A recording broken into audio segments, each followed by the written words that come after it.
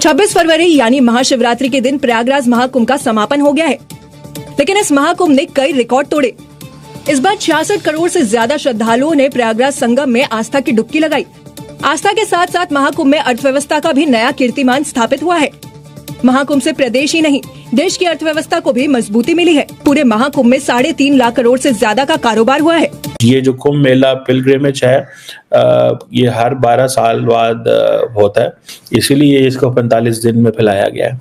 ये एक बड़ी चीज है, एक बहुत बहुत बड़ी चीज है, और पूरी की पूरी इकोनॉमी फ्रैंकली स्पीकिंग उन्होंने हिला दी है। एक मजाक चीज नहीं है। महाकुंभ से पर्यटन, व्यापार, परिवहन, होटल और धार्मिक सामग्री से जुड़े सेक्टरों को भारी फायदा हुआ है।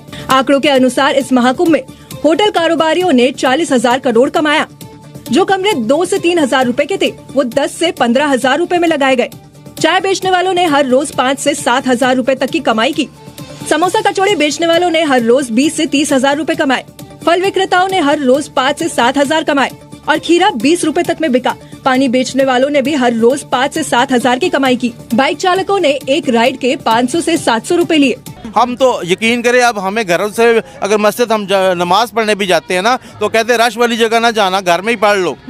ठीक है, हमें डर है, हर पाकिस्तानी को डर है कि भाई हम अगर बहुत ज्यादा रश में जाएंगे, बहुत ज्यादा भीड़ में जाएंगे, तो हमारा मुल्क में नुकसान हो जाएगा। उन लोगों को डर ही नहीं है, खौफ ही नहीं है। काश के आज पाकिस्तान ना बना होता तो मेरा ख्याल है कुंभ के मेले में हम भी गए होते। सिर्फ प्रयागराज ही नहीं, आसपास के धार्मिक स्थलों को भी आर्थिक मजबूती मिली, क्योंकि जो श्रद्धालु प्रयागराज आए थे वो रामलला और काशी विश्वनाथ के दर्शन के लिए अयोध्या और वाराणसी भी पहुंच रहे थे। महाकुंभ से सिर्फ 110 करोड़ सनातनियों की सोच नहीं बदली है।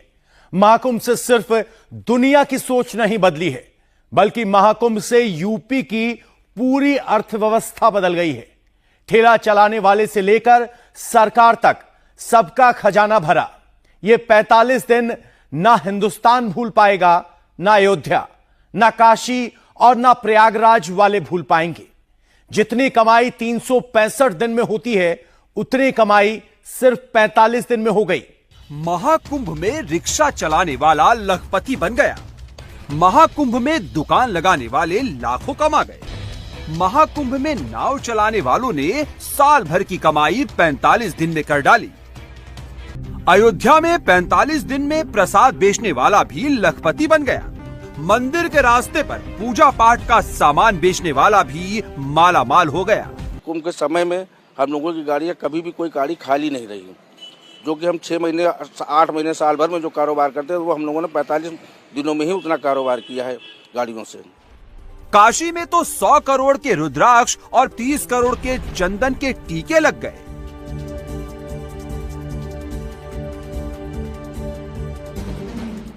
होटल, ढाबा और गेस्ट हाउस वालों की चांदी चांदी हो गई। 45 दिन में यूपी के 3 शहरों में हजारों लाखों लोग लाखों करोड़ों कमा गए। आस्था के सैलाब से अयोध्या, काशी और महाकुंभ में खूब कारोबार हुआ। खटाखट कमाई हुई, फटाफट इनकम सोर्स बढ़ा। 45 दिन के महाकुंभ से सरकार ने भी कमाया, रेलवे ने भी खूब पैसा बनाया और कमाई दुकानदार, ठेले और दातुन वालों की भी हुई। आस्था के सैलाब से यूपी की अर्थव्यवस्था को नया बूम मिला है। महाकुंभ के 45 दिन में यूपी में 4 लाख करोड़ से ज्यादा का कारोबार हुआ है। अकेले महाकुंभ से 3 लाख करोड़ से ज्यादा की अर्थव्यवस्था खड़ी हुई है।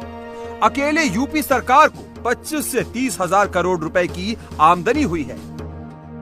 अगर हम 45 दिन के आस्था के सैलाब का बही खाता खोलें, अगर हम महाकुंभ से कमाई की बात करें, तो महाकुंभ के समापन के बाद ये पहला वीकेंड है। महाकुंभ से रेलवे का खाली खजाना ही भर गया है। महाकुंभ से सिर्फ रेलवे ने ही पैसा नहीं बनाया, महाकुंभ से सबसे ज्यादा फायदा होटल, गेस्ट हाउस वालों को हुआ। महाकुंभ में इतनी भीड़ आई कि 3000 का कमरा 15,000 में मिल रहा था। जो महाकुंभ से पहले 500-700 रुपए में कमरा मिल रहा था, उनकी कीमत 4,000-5,000 पहुंच गई। इससे हुआ ये कि 1 साल की कमाई होटल, गेस्ट हाउस वालों ने 45 दिनों में कर ली। कुंभ में जो डोम सिटी बनाई गई थी, इसका 1 लाख से ज्यादा किराया रहा और बुकिंग फुल रही। अब जब वहाँ लोग जा रहे हैं और जब वो स्नान कर रहे हैं, जब वो रह रहे हैं, जब वो बाहर घूम भी रहे हैं, सिर्फ वहां एक प्रयागराज में नहीं जा रहे हैं, वो वाराणसी भी जा रहे हैं, इलाहाबाद मतलब प्रयागराज के आगे भी जो सराउंडिंग एरियाज है वहां भी जा रहे हैं। तो ये जो पूरी इकोनॉमिक इम्पैक्ट का अगर फुल असेसमेंट करा जाए, पूरी तरह से हम इसका मैथमेटिक्स करें अगर हम देखें तो ये 3 लाख करोड़ से भी ज्यादा होगा, क्योंकि आपकी वाराणसी की इकोनॉमी में भी बेनिफिट हो रहा है और यूपी के और शहरों में भी बेनिफिट हो रहा है, क्योंकि लोग पूरा एक नया ट्रिप बना रहे हैं। दूसरा, आप ये देखिए कि जो इनफॉर्मल सेक्टर है, मतलब एक तो हमारी खर्चाई हो गई कि आपने अपना कोई टेंट बुक किया या होटल बुक किया और आप कहीं रहे, ट्रैवल का आपने खर्चा किया, खाना पीना हुआ, वो तो बेसिक है। बट उसके अलावा एक नई इनफॉर्मल इकोनॉमी भी चल रही है वहां पे, जहां पर आपके स्ट्रीट वेंडर्स हैं, आप छोटा सा उनसे कुछ खरीद लें, पानी खरीद लें, चाय ले लें, और या फिर आपके कोई ऑटो वाले हैं, रिक्शा वाले हैं, वो सारे इस पूरे एस्टिमेट के एक्चुअली बाहर हैं और उनको भी बहुत बेनिफिट हो रहा है। प्लस मैं कहूंगी कि इंडिया का इनोवेशन पूरी तरह से यहाँ पर निकल के आया है, क्योंकि अगर आप देखें तो मैंने उस दिन ये भी पढ़ा था न्यूज़पेपर में कि डिजिटल डिप ऑफर हो रहा है। 1100 रुपए में आप अपने घर पे बैठ के डिप कर सकते हैं, क्योंकि वर्चुअल वो आपको एक डिप का सर्विस दे रहे हैं। फोटोग्राफ्स जो कुंभ में फोटोग्राफर्स खरीद रहे हैं, उसे भी बहुत हाई अमाउंट्स पर बेचा जा रहा है ऑनलाइन कवरेज के लिए। तो ये जो पूरी एक नई, एक तरह से मैं कहूंगी इनोवेटिव इकोनॉमी भी खुली है, उससे मुझे लगता है कि अब एक पूरे देश के लिए एक टेम्पलेट बन गया है कि कैसे इस रिलीजियस टूरिज्म से हम बहुत सारी जॉब्स जनरेट कर सकते हैं, हम लोगों को खुशी भी दे सकते हैं और साथ में इकोनॉमी के लिए भी अच्छा कर सकते हैं, और अपनी श्रद्धा को भी साथ में रख के हम आगे बढ़ सकते हैं। तो ये एक बहुत ही नया इनोवेटिव मॉडल मेरे हिसाब से भारत विश्व को दे रहा है रिलीजियस टूरिज्म।